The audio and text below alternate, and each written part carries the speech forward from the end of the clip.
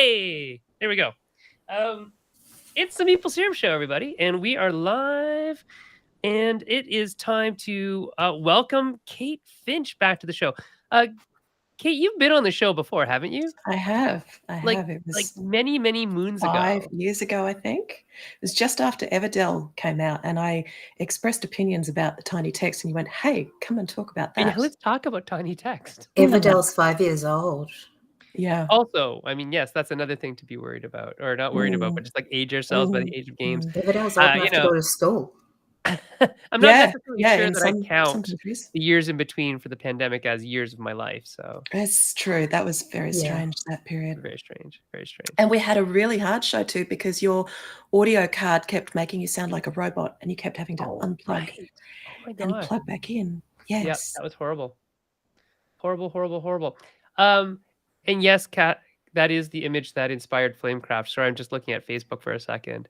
That is Sandara's art. So yeah, cool. So Kate, we have you here for a second time or maybe more than that. I don't know. But for a totally different reason. We are going to talk about Launch Tabletop, which is a conglomerate, a company. What do we call you? Launch Tabletop is a company. Yeah. We're based in Hong Kong, but most of us are actually in Australia. Yeah. It's a company that is seeking to make the journey for game designers from inception to hands off, it's on the market, simpler. So Right. more of a cradle to the grave kind of a pathway. And Great. I hope it's not a grave. I know, sorry, it sounds bad, but provide a pathway through from brain to shelf or something like that. I like that one. That one's great. Let's go with brain to shelf. Brain to shelf. Shelf brain. That's what we aim to do, and we're very startup, so everything's kind of held together in some aspects with bits of string and chewing gum, a lot of duct tape, because duct tape is fantastic. It is. And yeah, so we have a couple of products already, and which is very cool. And we'll talk about all the stuff, which is great. Yeah. So Kate, how did you get started in board game design and fabrication, and then how did you get involved with Launch Tabletop? I got started in the industry because Joel made Unfair, and we did all of the development for that. And then on the tail of that, because we'd put together the rule book and done all of the graphic design and all of that, I started working with James at Druid City. Hey, Matt. Hey, George. And I did lots of kind of pulling stuff together for James with production type things, and ended up at Skybound with him and Derek and Trisha. James Hudson, sorry. Okay, cool. So that, when I started in the production side of things, I knew virtually nothing.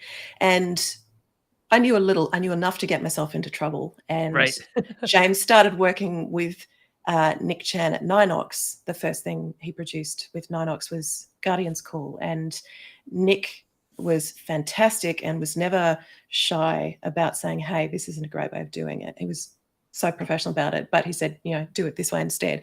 I learned an enormous amount there, and it turned into some fantastic products for Druid City. And then a while ago, Nick said to me, hey, I've got this idea for prototyping and print on demand. What do you reckon about it? And I went, that sounds fantastic. These sorts of ideas. And he kind of went away, and I didn't hear anything else about it for a while. And then he said, would you like to come and work with us on this thing? And I went, oh, that would be so good. So at the start of last year being 2022, just because my brain's still like, no, it's 2022. No, this is 2023. I started full-time with Launch Tabletop, heading up we call it Team UX, but really it's sort of the design team. Officially, I'm the product manager, but because it's a startup, everybody does a lot of things. And yeah, so here I am. I have a little team with a UX designer, Lee, who amazingly doesn't play board games at all. He hasn't played board games since he was like at high school, and played Monopoly, and that's his exposure to board games. So it can be interesting because he doesn't have this knowledge that everybody else in the industry kind of has. So he'd be like, our cards always, we were just talking this morning, our cards always with rounded corners? And I said, yes. And here's why, because they wear badly and it's much easier to shuffle. And it's also very refreshing because he'll look at a thing and go, I have no idea what this thing is. And that's our cue to go, okay, so we need to explain that better, because if Lee is, I don't know this thing, other people who are new to the industry as well, they're also not going to know. So That's a that's great super point. useful. Yeah, like a lot of people who have been doing this for a while, we have all this background knowledge of what things are, the terminology, what orthogonal means. Yes. You're not going to This let is that so go. divisive. Orthogonal. Yeah. Where do you guys stand with orthogonal? Is it a banish it or is it embrace it? And everyone needs to know what it means. It's Use an it embrace appropriately. it at times. It's used appropriately. Yeah. Yeah. I think Team Maple Syrup is on team appropriate use of language when possible. Yeah. Right. And if you're going to use this term over and over again in the same rule set, you might as well teach it. But you have to do that properly, right? There's a whole Definitions at onboarding the process start. for all of those things, right? Mm. I mean, obviously, we're going to talk UX at some time. Language can be the biggest first barrier that we come into Yes. when we're doing games of any type. And so that is sort of the question that Isaac was asking that one day is, do we just get rid of this? And the problem with getting rid of a term like orthogonal is that it is mechanically and mathematically the actual term. Like it is the literal most precise term for that thing that you want it to do. Otherwise, you're spending 30 or 40 words and diagrams to explain this thing. Whereas if you teach it at the beginning and then never have to explain it again, we're pretty good, right? So and it that we will have to teach it every benefit them. time because every game could be a person's first game, right? So yeah, absolutely, totally. Having someone who's unfamiliar with it go, I don't understand this thing, is so valuable. So yes, blessed with, and it's a gift because you're making someone feel smart. They know a new term now, and they can go away and be like, I learned a new word. Yeah. It's fancy. I love those days when I learn a new thing. I'm like, I didn't know that. I know this now. That's actually very cool. That's why I listen to podcasts every day. I learn so much. And then I bombard my friends with all this information. Did you know? That's where the whole pawpaw thing came up with, Kat. Oh, that's why you were asking about pawpaw. Oh, I saw that the other day. Because there was a podcast about pawpaws, and it's like, I've never tasted one, but apparently they grow in my area of the world. So I'm like asking, who's ever had one? So and this it's is only like certain people. This is a pawpaw like we're used to Australia, New Zealand, right? No, is it totally different? No, there are two different fruit called pawpaw. Oh, there's ours, which is also called papaya. Yes. And then there's theirs, which has some similarities, but like a pawpaw is like our papaya pawpaw is this big, and theirs is like a little wee thing. And while they both have like, it's smaller. It's weird than it's weird. It's smaller than a papaya for sure, but it's not that wee. It's sort of like this banana mango with a little bitterness to it, apparently. But because I don't know, pawpaw has mango-ish notes as well, and I was like, pawpaws are like orange, and papaya is a more reddy, pinky color. Otherwise, they look really similar. I don't know if they taste the same because I don't like them. They're just not my jam. Oh, what about papaya jam? Would that be your jam? I don't know. I've never tried that. It would be kind of like making rock Should find out. Maybe. There's not enough to it. Yeah, it could be very insubstantial. But they're really nice when they're with like curry, like curried. With chicken and things like that. Yeah. Very interestingly, I also learned about the history of curry. Which I'll have to send you the podcast because it's fascinating. The reason why we call Indian food curry is because of dun dun dun colonialism. Of course it is. Because all of those foods are different things in India. But when the Portuguese came over, they decided to call everything curry. Right. And then it just became that thing. And then because of, British colonization of where we're all from, amazingly, all of us are from a British colony. We know curry from that, right? It's such an interesting thing. Favorite current podcast? Inquiring minds need to know. It literally is Gastropod. which is Okay. the one that I refer to all the time because I like food. And this is I love food. food through the lens of science and history, Oh, Mm. that and I sounds like really science. interesting. And I've only after I turned like maybe 45 did I start enjoying history. Maybe because I'm part of it now. I don't know because I'm old. But before that, I wasn't really into that much into history. But now it's like history's cool. We can look It back and is. learn so much stuff, right? Mm. Kat, have you got a favorite podcast currently? I can't podcast. I don't Fair have enough. the attention span. I need Yeah. it to have pictures. I get that. Yeah, I can totally understand that.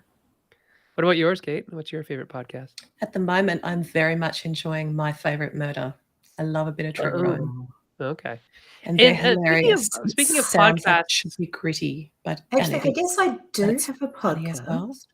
podcast. George likes to listen to Behind the Bastards, and so if I'm in the car with him and we're making any long drives or anything like that, and he puts that on, I'm like, well, I guess I we're can doing watch this. the road and I can listen to the podcast. Yeah, oh, okay, yeah. Matt cool. Paquette says the crazy one with Stephen Gates. Mm. Okay. So if anybody Mm. has favorite podcasts, just put them in the chat and we'll Yeah. give them a shout out. Yeah, second favorite is Maintenance Phase. Maintenance love it. phase. With Aubrey Gordon and I've just forgotten his name. Someone out there will listen to it and they'll go, "Oh, this is his name." I can't think of it. It's amazing. I love What's it it so about? much. Wellness and diet garbage trends. Oh, I was just and gonna say, hopefully about the cultiness. garbage that goes on in that. Yeah, Yeah, interesting. yeah. The other one that I like is, I mean, obviously, being a designer, it's 99 PI. I cannot not listen to 99% Invisible. And if Mm. you're a designer, you should also listen to it because it's not about game design. I find that I learn so much from non-game design podcasts Yep, because they're not about game design, and they're filling my head with all outstanding. that knowledge I don't have. So they're wonderful. Insights from outsiders. Yeah. Any Right. true crime from Wondery, says Helena Capel. Mm. And Matt Paquette is on board with 99 PI. Yeah. And Sparkle Glitch says, I watched the video version of This Week in Tech podcast. Rewatchables is also great, says Oh, Helena. is that a true crime one as well, Helena? I don't know. We'll find out. Helena will let us know. Sounds like it should be Rewatchables like is more vintage TV kind of. This one's old, but it's fantastic, so you can rewatch it. But I was going to mention that, and when Sparkle Glitch came on, it's about movies, right? Oh, there's one that I like about movies. People might find it annoying, but I like it. It's called Blank Check with Griffin and David. And what they do is they talk about blank check movies, which are movies that get made by a really popular director or producer, well, usually director, who kind of gets that blank check and says, you can make whatever you want. And this is what they made with it. And they're usually weird movies. Yeah. Sparkle Glitch is Eris. Eris Yes, is and that's what I was saying. I was multi-cast. going to say, don't you have a new thing with Launch We Tabletop? do. That We is do. a We podcast have thing. started our little Materialize podcast, Yeah. which we did this morning right before this. And Yes. we were talking to John Gilmore, which is how I know John Gilmore says hello. Yes, there we go. And is that going to be a weekly thing, a monthly thing? We're doing it weekly at the moment. We took a week off over Christmas, Sure. Christmas, New Year, and that's Eris's baby. Eris is running it. Eris is picking the guests, does the run sheet, doing a fantastic job. And they're Who half wants an to be hour, weekly an just hour. before us? We aim for an hour. Yeah, we finished at 11:15, and then I was in here at 10 to 12. So yeah, I went and got some coffee because it's. And still... is it live? Yes, we do it live. Oh, like this? Yeah. Oh, cool. But we only have a very small audience. Okay, so do we. Mm. Audience don't have to be big. They have to be engaged. Yeah, focused and engaged. And yes. Thank you, audience. We love you. Yeah, Yes. we do. It's so nice Inside to of get You with Michael audiences Rosenbaum is really great, says Matt asking Paquette. questions. Oh my gosh, a Blank Check Games podcast would be amazing, but I don't think that exists. No, but Imagine. you could speculate about all the amazing things that you could do if you had a blank check. We could speculate that. That'd be kind of fun. That'd be great. And maybe like a publisher like Helena Capel would say, "I'll bankroll that." Right, Helena? Right, Helena? Right, right. Nudge, nudge, wink, wink. So, we know where you come from. We Mm, know where you've been, but we don't know much about this Launch Tabletop thing, which is what we right. brought you here expressly for. So, Yeah, yeah, tell us a little bit about what Launch Tabletop is about and where we're hoping to go with it, or how can yeah. Kat and I benefit from your hard work? That's what we want. Well, Kat Funny actually story. knows because she was one of our guinea pigs in the testing phase. So we have two things that we're focusing on at the moment. We have what we're calling Launch Lab, which is print on demand for producing prototypes or short print runs. And Kat was one of our testers for that, and we got Nice. so much great feedback. We're still waiting for Kat and George to finalise their That last Brambleton that they want to push through. Mhm. And the other Oh, thing is that we've the got game that is, you're pushing through that one? Good. You have to do the yeah, thing. who? George does? George has to do the thing. Yeah, It's there's only public one now, thing that's everyone knows. outstanding. Yeah. So everybody go and hassle George and Kat about getting Yeah. it finished because I want to see this thing in physical form. Same.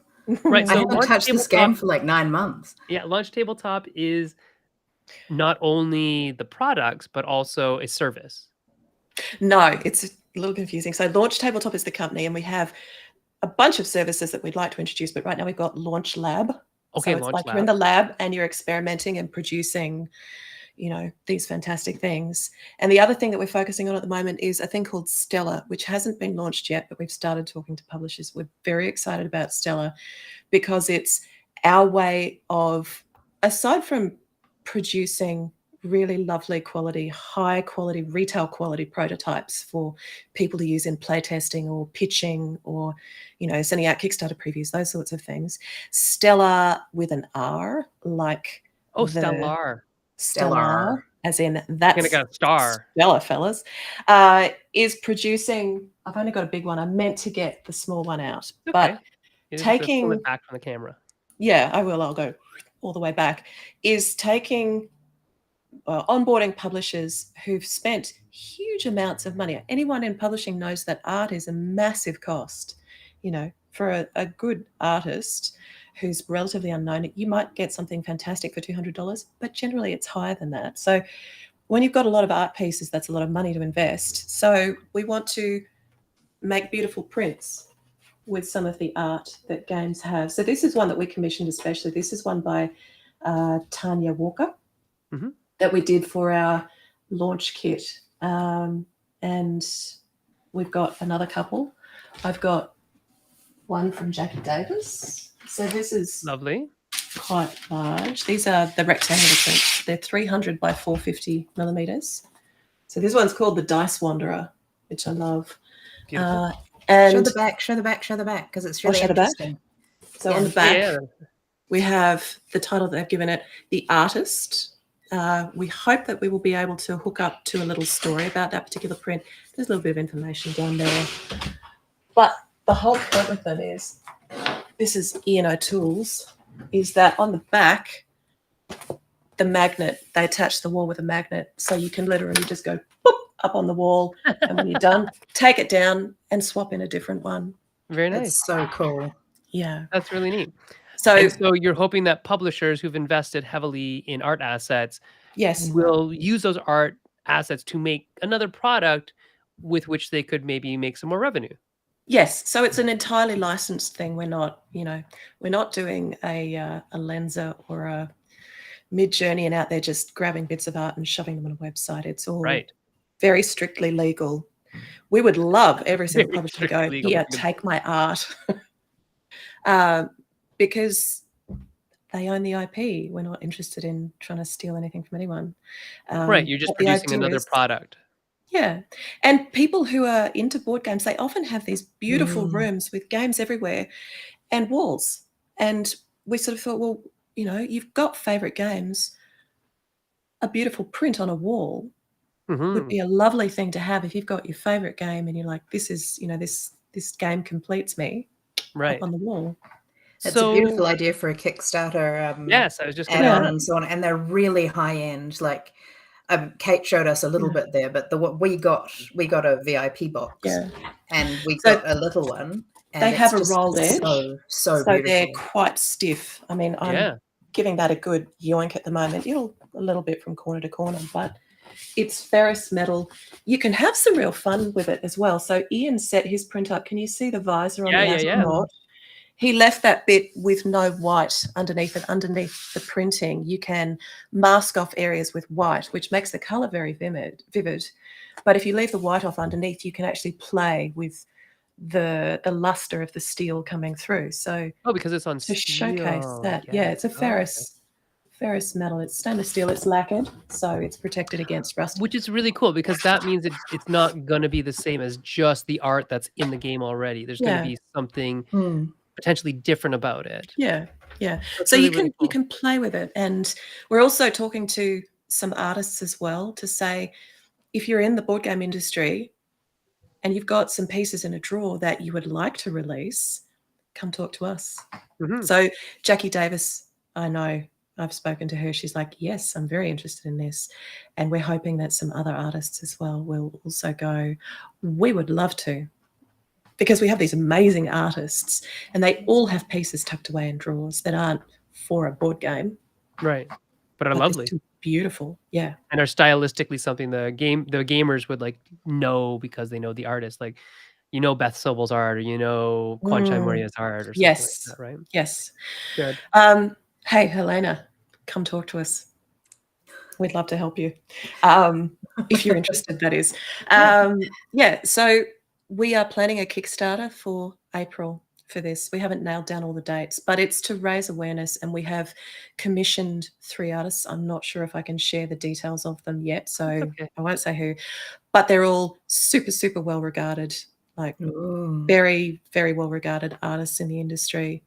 There was a 4th who's just said, I can't, everything's just too tight at the moment, but yeah, to raise awareness of it, to give people some pieces that are unusual. And we will have a store as well. So we want to help publishers survive the tough times. Nobody's driving around in, sports cars. There's not a lot of profit to be made on games. And if we can just help publishers a little bit more, that's what we want to do. Is this going to be available in the same way as Launch Lab is for designers, like game designers or artists, to do print-on-demand versions of it?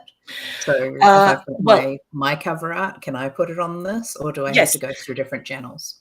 It will be through eventually it will be done through the Launch Tabletop app, which is where Launch Lab lives at the moment, because that's a whole lot of design and development work, which we've got underway. It would take much longer if we waited for all that to be ready. So at the moment, it's a case of somebody going, hey, let's talk.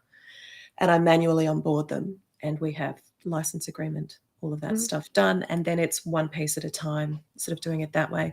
But all of it is print on demand. We don't have anything that gets warehoused aside from the steel blanks. So somebody orders a print of game X, that particular piece, it gets made especially for that person.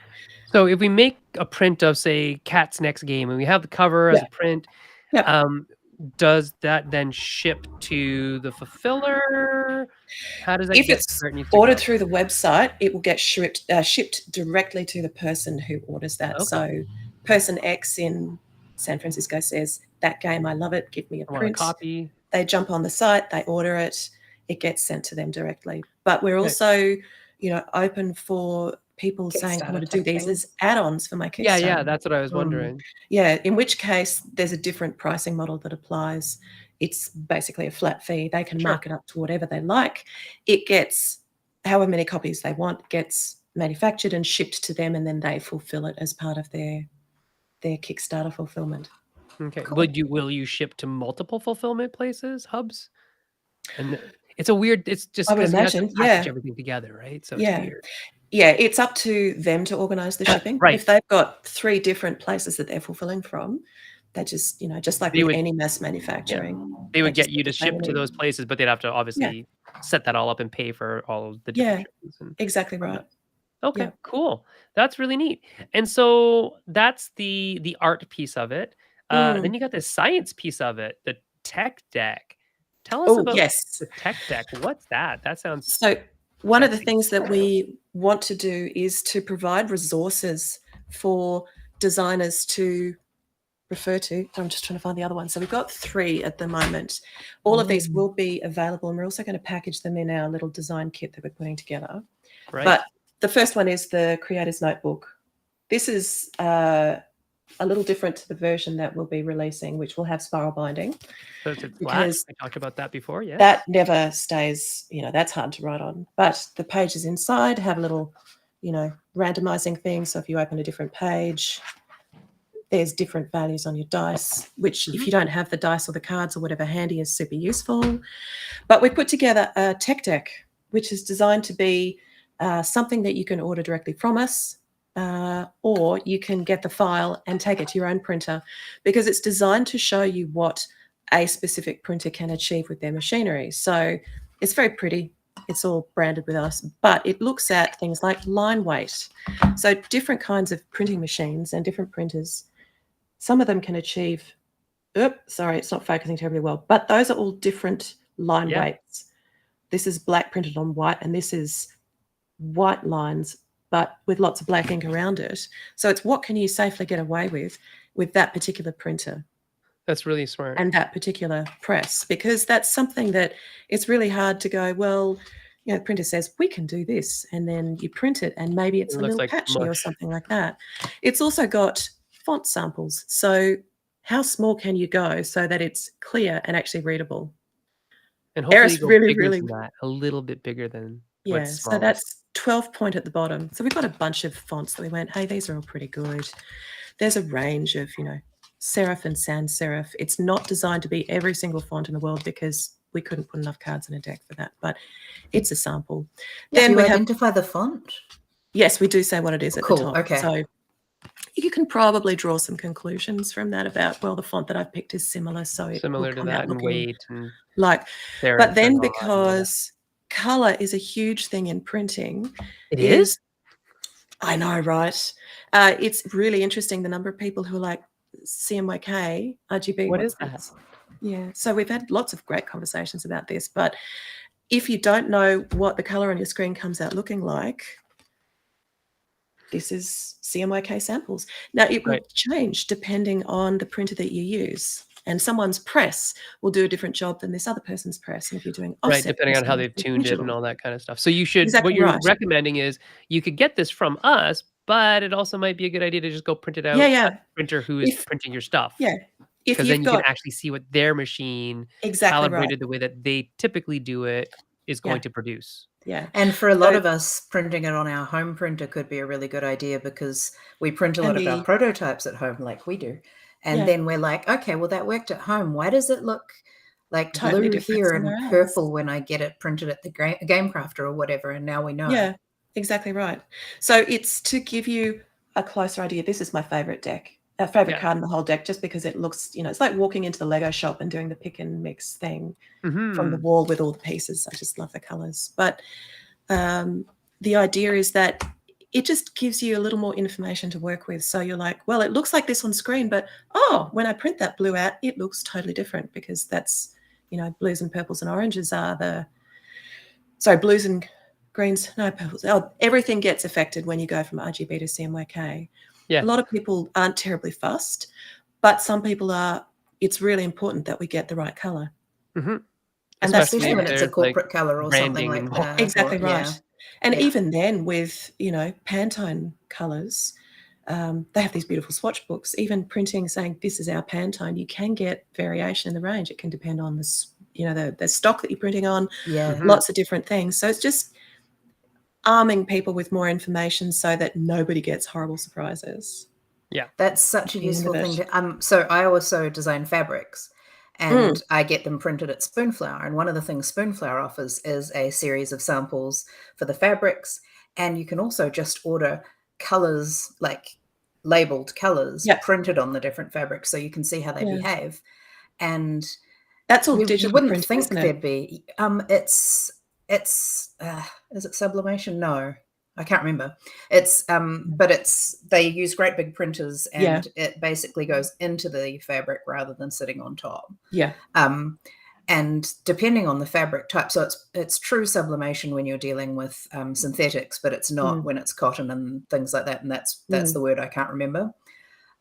But I had no idea how much of a range there would be until I did that. And so now with that experience, when I'm looking at printing games, I have a lot more tolerance for color change because I can understand it's going to be on a different surface. Has a huge effect. And two, I have some understanding of things like, okay, well, if I put a glossy coating on it, it's going to change it. If I put a UV coating on it, it's going to change it, and all of those sorts of things that you just don't know until it happens to you and you've bought 50 copies and now you're like, oh. Oops. Yeah, exactly. We want to take that shock out of it for people, but that's not what it looked like on the screen. Yeah. Right. And it's a horrible feeling to, this looks amazing, and then you get it and you go, but, you know. So, and there's a third thing as well that we've put together. This was something that Eris drove, which is, we're calling it the designer deck. And it's because a lot of designers, when they're testing out an idea for the first time, they grab a deck of playing cards, and, you know, 2 of hearts is this thing and 3 of clubs is that thing. And we went, well, let's put our own spin on it. So we've got 4 suits of 13 cards, and one of those is a hero.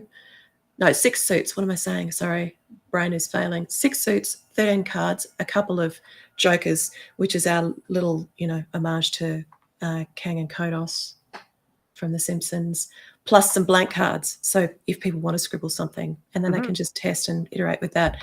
And if it's something that people are like, yes, this is good, we can do different themes as well, so that they could end up with 12 suits and lots of things. Cool.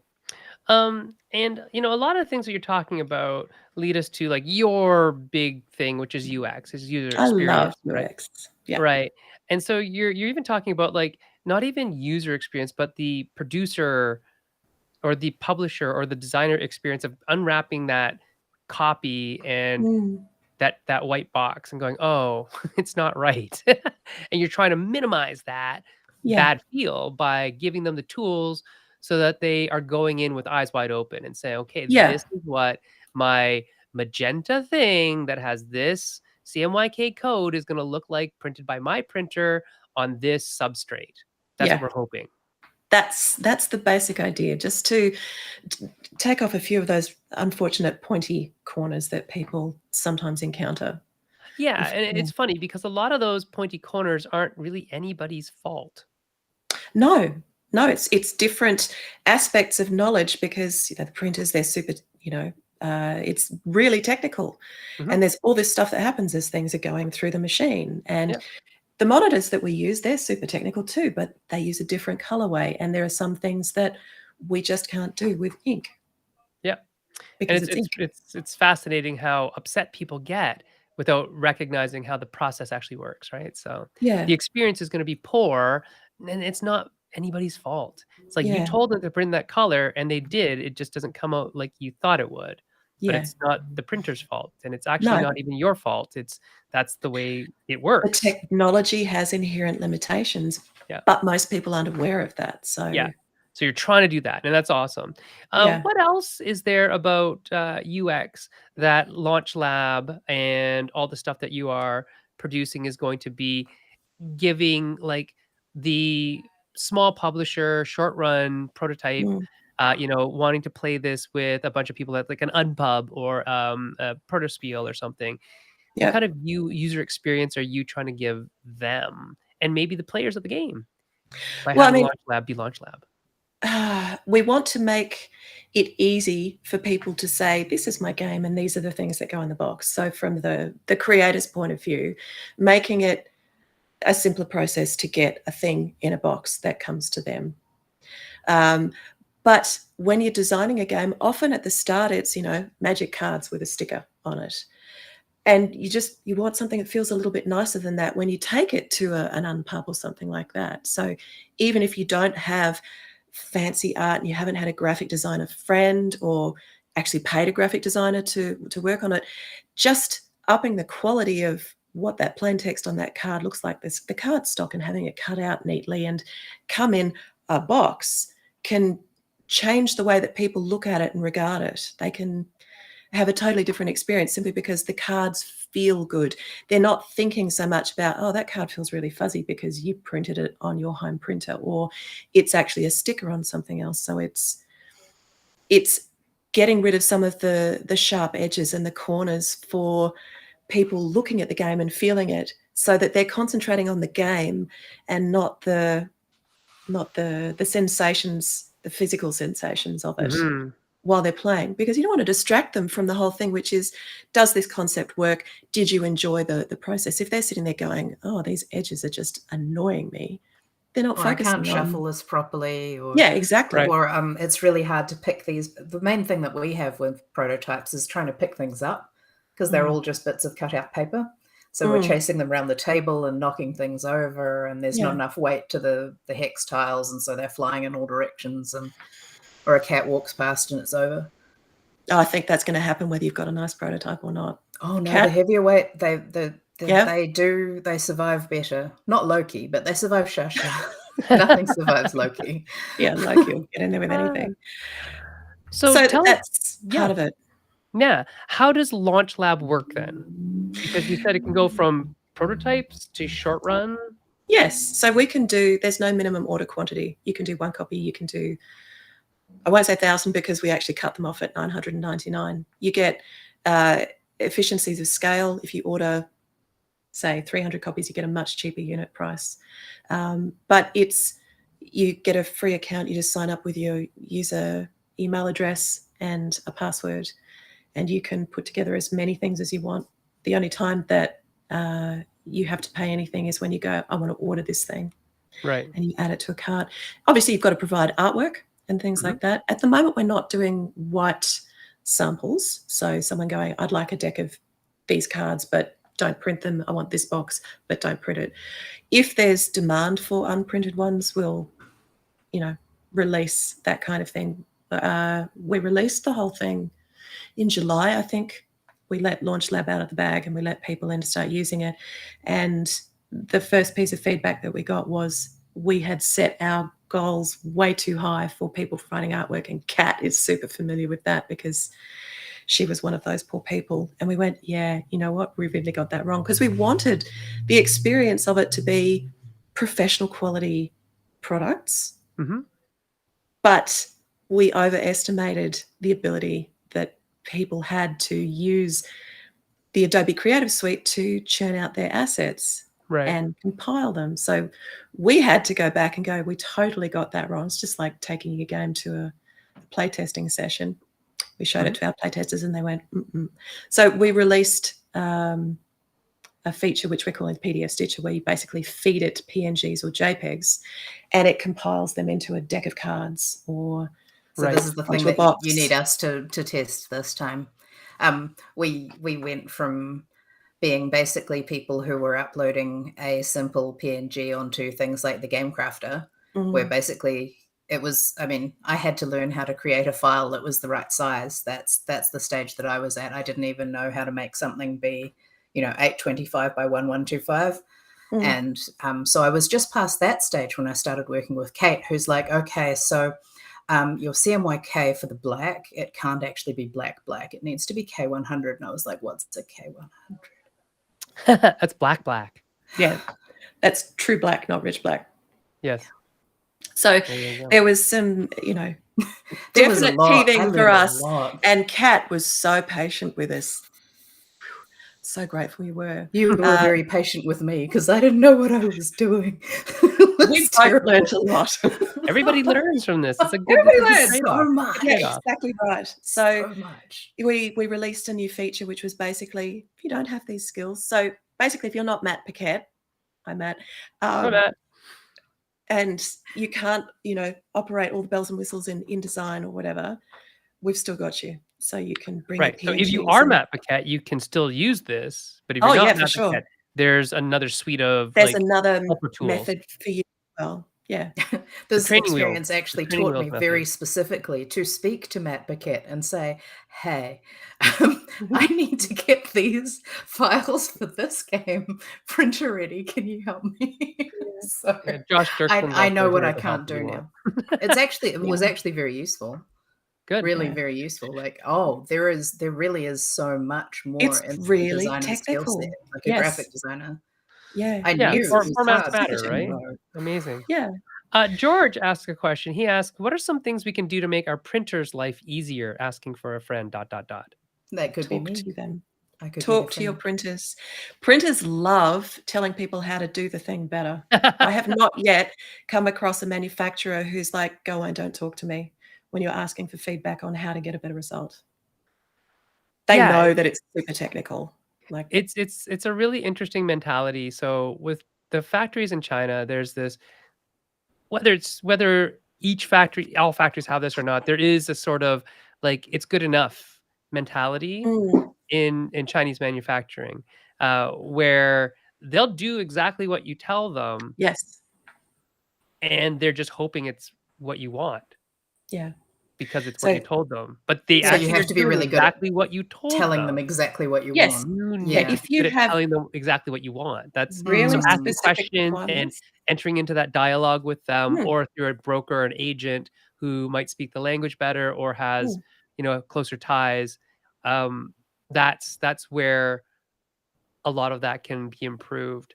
And I think it breaks down when you don't ask questions and you just get mad because something came out wrong.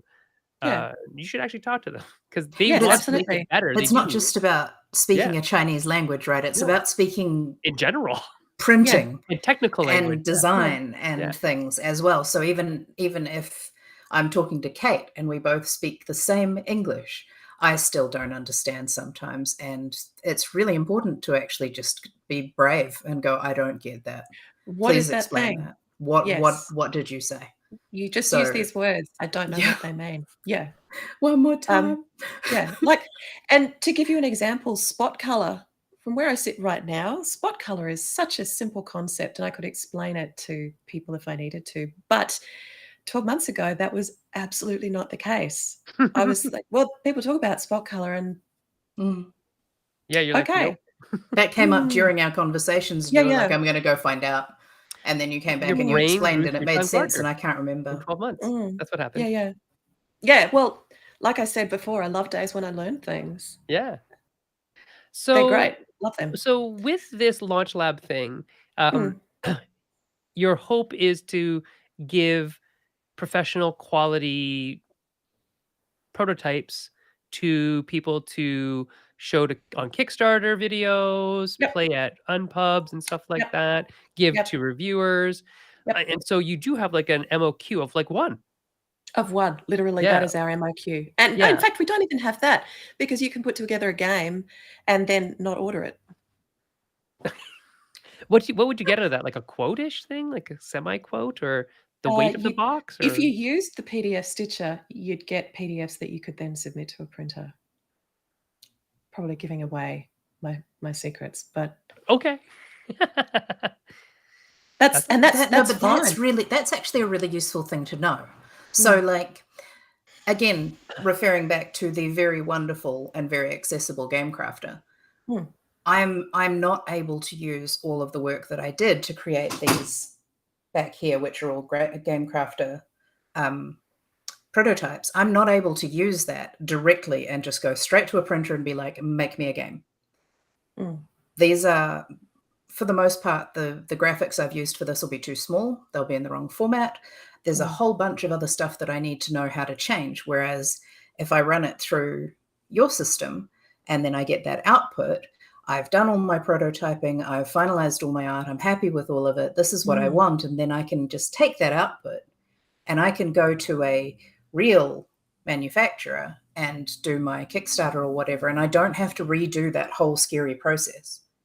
So for me, as a designer who doesn't have that middle skill set, I mean, and I'm an illustrator, so I'm guessing that a lot of people have less. That's very, very appealing. Yeah. I mean, the downside to doing that is if you are doing the feed it a PNG or feed it, a bunch of PNGs and make a deck of cards, and we, compile the PDF with the die lines on top, and you go and then go, hey, I want to mass produce this. It's not going to be the most fantastic quality because you used an image in the background. Whereas if you're doing it properly, you would have text composited as text with a combination of images and, whether they be raster or vector. Because when you feed that PDF to the printer, it goes, hey, text, I love that stuff, but I need to make it really sharp. So instead of the 300 DPI that you use with your PNGs or your JPEGs or whatever you're feeding it as an image, it rips it at a much higher DPI, 600 or 1200 even, which is why when you look at a card, the image looks dotty, but the text is super, super sharp. Yeah. More dots. So, but it's better than a poke in the eye with a blunt stick, you know, taking this image only with such an Australian thing. It probably is better than a poke in having the it with the having it with the die lines on top, being able to go to your mass manufacturer and say, I want to make this. It is something that you can use. And this Jason Tam guy, I'm not sure who he is, but he said you could also use LL for an estimate. LL being Jason worked with us at LTT for a couple of years, and he's just recently finished up. But yeah, we provide estimates as you go, so you can build out your project and go, if I do this particular stock, 1 unit is going to cost me this much. But if I use this stock instead, or I change my box size to be a bit bigger, it'll affect it in this way.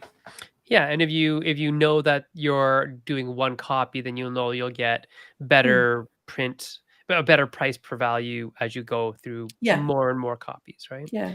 So for people who are doing Kickstarter campaigns and they just want 300 copies, this is the kind of service that will work well for them because it's retail quality stuff. Like the boxes are 300 MOQ, which is a rare MOQ to get. Yeah. That's actually really cool.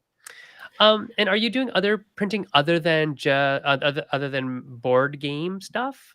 Like, is there books? At the moment, no, but we are looking always at things that we can add to the I'm just thinking of my RPG friends. We are looking at offering books as a thing. Right. Until recently, well, how are you doing the rule books? Not necessarily the rule books. The spiral. Spiral binding on this, we're partnering with one of our board members specializes in doing book type things. Right. So maybe in the future you might be able to do book type things like hardbound and perfect bound. Yeah. So the board members that we have all have production capabilities in China, and they all specialize in different areas. Yeah. So we have this range of abilities, and we can say, right, let's look at books. Actually, graphic novels would be a really interesting crossover between the board game world and the and Stellar. Yeah, all of that is very cool. Yeah, so there are things that we want to do, and with Stellar, not just the prints, we want to do playmats. So you can have a playmat design for your games, and then go send me one of those. Very nice, very nice. Still sorting that stuff out though. There's a lot of. And this is all going to be shipped from China. China, yeah. Right. Which is in Shenzhen. Not great because shipping is expensive, but it's gonna be the same kind of anywhere, unless you get it manufactured in the actual country you're in. You're paying for shipping anyway. So yeah. All right, awesome. Hey everybody out there in Maple Syrup Land. I see Josh Dirksen, Jason Tam, some George Dreyer guy. Eris is out there. Helena, hello. Matt Paquette and David Thomas. If you have questions for Kate about Launch Lab, about Stellar, about Tech Deck, about anything that they're doing, let us know. We have definitely time to talk about it. So yeah, and if you've looked at Launch Lab and looked at the components and thought, this is really missing, insert component here. We want to hear from people what they're like. I would use you except for the fact that. Acrylic, those sorts of things. So we've had feedback from a couple of people going, we would use you, except that we can't customize our box sizes. So we're working on a customizable box feature. I was actually going to ask, so what are some limitations that you do have? So currently, box size might be one of them. Box sizes, we have a range. We have 3 different sizes of rectangular box. We have 4 sizes of square ones. But that goes up to a maximum size at the moment. And each of those has a depth that is set. So Frosthaven size, no go. Currently, that's a net. But we sat down and went, we're getting this feedback. How are we going to do this? So we looked at the maximum size that our box making machine can handle, which is actually ridiculous. It's the printer that is the limiting factor. What's the largest print that we could do? Okay, so the box maker can make giant boxes, but the printer might not be able to take sheets of that size. Yeah, the actual printer is kind of the sticking point with that. but it can still be Wow. huge. I think we can go up to like 75 centimeters across, which I once now you want to go make a 75 depth, centimeter across box cave. across and down. So it's not the face of the box, it's the depth across the face Oh and my the gosh. depth again. So all of that comes to 75 centimeters, but that's still, So I could fit like Tidal Blades So Deluxe. 150 didn't- sheets of 3mm punch or something. Well, Or that would 200 be kind of ridiculous, but yeah. Imagine trying to lift that box. Yeah, it'd be that'd be a awesome. workout in itself. You wouldn't need to go to the gym. That'd be so great. Yeah. So looking at what's the largest possible dimensions that we can do, because when you print it, the width of the print is actually the sides of the box and the face, Right. and the height is the sides of the box and the other measurement on the face. So how could we do that? So we're working on that at the moment. We're still working on pricing, but that's coming so that people can go. Yeah, Right, so Josh that's is pretty saying, standard, yeah, Josh. So we can do a whole lot more than that. right. Once Now, we're what all good about to go. other components? What 25 can you do, what centimeters can't more. you do? We've got, a range of wooden bits. We don't have an enormous range of wooden bits, but we've got cubes, we've got cylinders. We can print on your 1-inch discs. So if you give us a nice little, Is I it didn't put them on screen? my Is it desk. heat transfer? No, Is it? it's digital printed. Let me Oh, just grab my thing. I forgot to pick it up. 1 second. okay. Pardon me, Yeah, everybody. you get to see all the cool So stuff. about the professionalism here. I'm That's getting okay. holes printed. You got Lego in the background. That's professional. Mine's going to have holes for Brambleton, which is about rabbits. And so one of the things that you Oh, that place makes total is your sense. burrow, and the burrow token has a hole drawn on it. So yeah, I'm getting holes printed. Josh is asking, is your small MOQ stuff digital or offset? It's digital because the offset is just, it's not practical for a run under Okay, 1,000 that copies. also makes sense for that MOQ. But That makes sense. I've never seen digital printing of this quality before. You can't tell unless you're an actual technical specialist or have huge amounts of experience in it. You can't tell that it's digital. It's not your print shop digital printer. This is serious stuff. Like right. this deck, that's off the actual digital printer that we used. Oh, I forgot to show you on the back. You can see what the drift on your printer is like because we've got It a does look 1 like millimeter grid. yes. And these little dudes, you can't actually see the Oh, detail. yeah. These are registration marks. Yeah. That's So you can awesome. see. Yeah, we had some fun with that. That was all Eris. But anyway, printing on little things we've got, because we're, space themed. So I'll just stick my hand there so it focuses. Oh, See, come on, that's why you need a focus. very black background. It is. Oh, that's There it very goes. cute. So this is actually the same sort of technology when you go and get your nails done and Yeah, they pop it under the gel light. It's the same technology. So you're telling me First that I time. could get rocket ships and spacemen on my nails? That's what I hear. That's what I'm hearing. Sure. So these That's were very cool. If Very your cool. nails are big enough. So it's Yeah. neither screen nor heat transfer. It's digitally printed and digitally set with printed. UV. It's Wow. UV curing. So it puts the ink down and it Mm. cures it as it Mhm. goes. That's really fascinating. So we can digitally print on some of our things. We've got, we don't have every size of card in the box, that exists because the dies to cut cards are enormously expensive. They're not like making a die for punch boards. They're substantially more expensive. It's sort of in the order of 10 times more expensive than a regular die. So we have a limited range of card sizes, but they cover the majors. We've got the Mini American, the Mini Euro, Bridge, Poker, Tarot, and 3 sizes of square. So we cover a reasonable variety. We've got boxes, rule books, lots of different kinds of rule books. We do tuck boxes. We do folding game boards in 2 panels or 4 panels. What else do we do?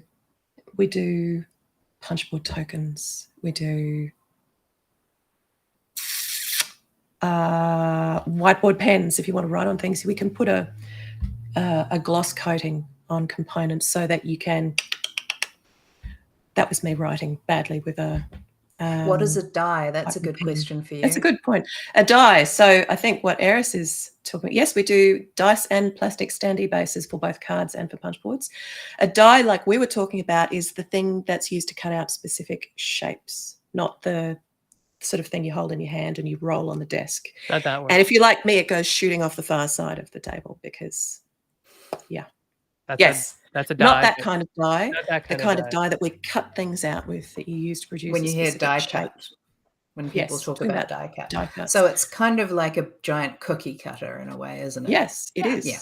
Exactly like so that. So if people imagine that you have different types of cookie cutters, and when you're having a game designed when you've designed your game, you have a layout on a board, and the punch board that you end up getting, that's because there's a matching die. So imagine a cookie cutter that is designed to cut that out. So next time you punch a game, have a look and see whether all of the tokens are laid out the same way on each board.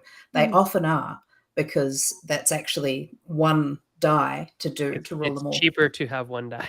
One die cut, yeah, That exactly you use multiple times. Yeah. So I think Planted is a really good example of that. And sometimes there are just like random pieces in there where it's like, don't use this one, because they only needed 7 of them and they have 10 sheets or whatever. Yeah. I love playing punchboard Tetris. I'm a total nerd. How can I optimize die cuts so that the client only needs one die instead of 3 different ones? Right. Yes, because you have to think about all of the other things, don't you? Like the tolerance of the card, how close to the edges, how close to each other they can be. Is it a kerf when you're talking about the width of the die, like the blade? I've never actually heard kerf used as a term with that. It probably would be, but the blades are very thin. They're not chonky like a knife. So they're very thin and super sharp and straight through the thin. Because I think you talk about a kerf when it's a laser, which leads me to the thing that I would really like you to make, which is custom cut with your lovely, skillful, beautiful UV cured printing, and then being able to cut around that. So have like a wooden MDF panel and then have it custom cut with my, just do that for me. I have mentioned that I think a laser cutter would be very highly regarded by, especially with printable situations and on wood. Wood would be so nice. I mean, acrylic's nice, but I would prefer not to be adding more plastic into the world if I can. Yeah. The nice thing about things like acrylic is, though, that they're super hardy. I know. So they do and last delicious. They're so pleasing. Yeah. No, plastic. The problem is that cheap die optimization fun, or is it part of the Launch Lab service? Hashtag asking for a friend. Honestly, I've been known to do it for friends because I enjoy it. I find it mindful. And plus, there's software you can feed it your shapes and say, I need this many of this and that. What's it called? What's it called? I'll have to go looking for it, but I've got it saved on my desktop. I'll find it and tell you. Because I'm trying to get the valley down from the number of boards that I had into another one. And I know this is something that you will enjoy, but I also enjoy it. So I want to have a go for it. No. It's on my desktop. Where is it? While you're doing that, I'll ask another question. Josh is saying he's come up against the pressure tolerance and blade thickness issues for a die cutting machine before. Factory got bent blades trying to punch a sheet with 3D buildings. Yeah.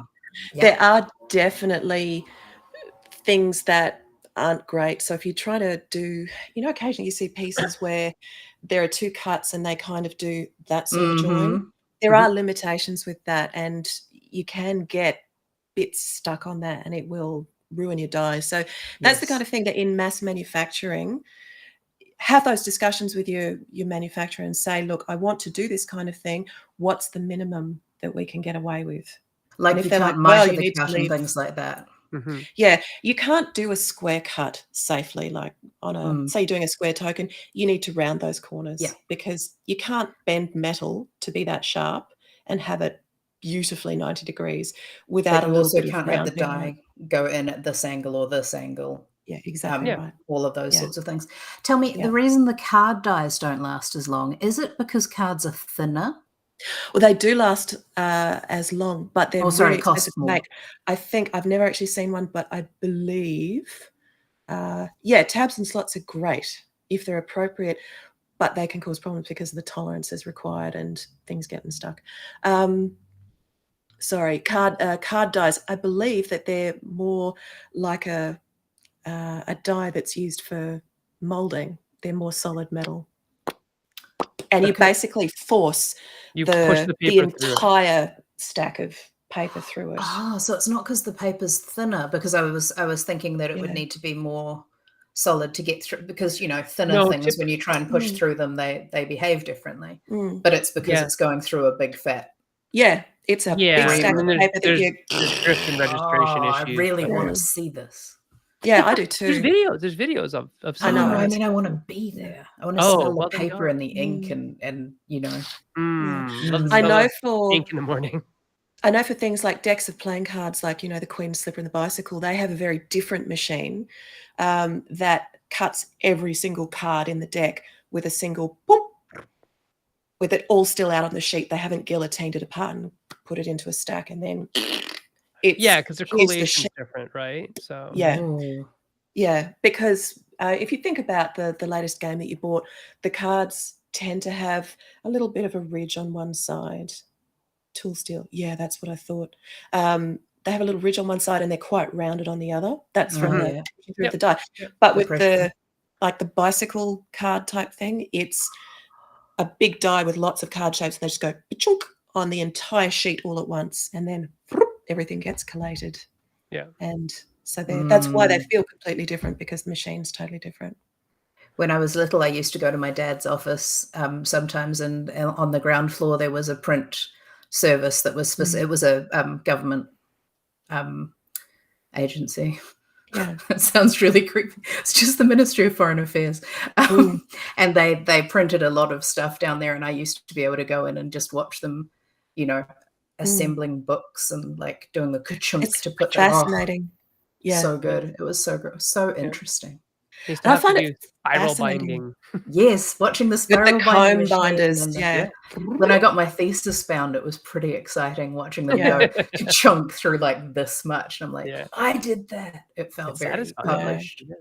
And I love that there's someone somewhere who sat down and went, we need to make a machine for doing this. Yeah. How is that going to happen? No, but just for things like, it's got to print this piece of paper and take it off the stack and put it on a conveyor belt and then spray with glue and then do this to it and For all the different parts of any kind of manufacturing, somebody went, making a box. How are we going to do that? I just find it fascinating that someone went, right, we're going to do this. Right. Nerd, sorry. Total nerd. All right, so it's coming up on past the hour, but we're gonna do this anyway, and it's not gonna happen right now. So all of you eager beavers, don't get too eager. But hey, designer kit giveaway. So after the show, Kate and Kat and I are gonna talk about what Launch Lab can give away, and we'll figure out some method in which you can do that and get them out to people. And so if anybody out there is interested in what Launch Lab is giving away, we'll have a list of stuff and pictures, hopefully, of product, and then we'll set something up on the Meeple Syrup Shop Talk page on Facebook. So look there, and you can find out how you too can get a hand on a Launch Lab design kit. All right, and we also have some other notes that we'll put in there for using Launch Lab. Yeah. Right. Yeah, for a little bit of a discount. Bit of a discount for people if they'd like to give us a try. Yeah. So we'll have all that up on the Meeple Syrup Show Facebook page probably tomorrow or the next day whenever we get this all organized. Yeah. Kat's the organized one. I am not. So we'll get it done though. Don't worry. You should see my office. This is the bit you're allowed to see. The rest is... I'm happy that you're organizing some of the other stuff. There you go. Yeah. You know what, everybody? It's been so lovely to see you again, Kate. It's been way too long. I think pandemic has extended that to I don't know, since the last time I've seen you is 5 years, but it's been way too long. And it was good to see you. So thank you, Kat, for setting up this meeting and getting Kate to come back on the show. It's been so nice. Thanks for letting me sit here and nerd out. And I'm so happy to hear that this is going well for you and that Launch Lab is a thing. Yeah. So if you'd like to find me online, you can find me still at Twitter at Senfeng Lim. That is where I'm at. Kat, where are you? At Drarink on all the things. All Still the on things. Twitter for now. Yeah, still at Twitter. Same thing with the Meeple Syrup. That's where we are. And Kate, your launchtabletop.com. Is that Correct. correct? Yep. Okay, good. Yep. There you go. And there are other things, like you have a Twitter account that I We've can't got remember. Twitter, we've got Instagram, we've got Facebook. We don't do much on those. Right. Facebook, I think we put something up on yesterday. So Yeah. But launchtabletop.com for like the goods, like the Yeah. straight Yeah, information. That's where And you the go. podcast? And the podcast is Materialize. Right. Usually it's on our Friday afternoon, but today we, went crazy and did it on Thursday morning, Wednesday night. Oh, so it won't always be just before this show? It depends on the guest. So And it's for on John, YouTube? it's on. We stream it to YouTube and Facebook just like we do. simultaneously. Okay, cool. So, pop in, have a look. We just did our 11th episode today, so we're just into the double digits. Certainly nowhere as smooth and experienced as Meeple Syrup, but it's Materialized with an S because we are Australian. Right. All about that Aussie spelling. I would spell it that way too, but sometimes I get Americanized. All right. With an S. Yeah. Right. If you'd like to support the Meeple Syrup Show and the smooth runnings, we are looking to do a lot this year. Kat and I have talked about some stuff that we're going to purchase for the show. Cool. And, as always, we're aiming to make some relations with some conventions so we can get designers to conventions. That is the main goal. If you'd like and to help I'm going to be attending a lot of conventions as well, and hopefully we'll be able to meet people IRL and do some live shows that way too. Do some live recording and interviews and stuff like that. So if you'd like to help us with that, you can support us at patreon.com/meeplesyrup. Yeah. And hey, Kate, it is time for your final advice. Oh, if you don't try things, you'll never know how successful they will or won't be. And this is probably on my mind because we were talking to John about fail fast this morning. You got to get those ideas out and see what happens. Yeah, guaranteed. Yeah, guaranteed. And if they don't get out there, they're never going to succeed. Exactly. The only way you can fail is if you don't try. Yeah, really.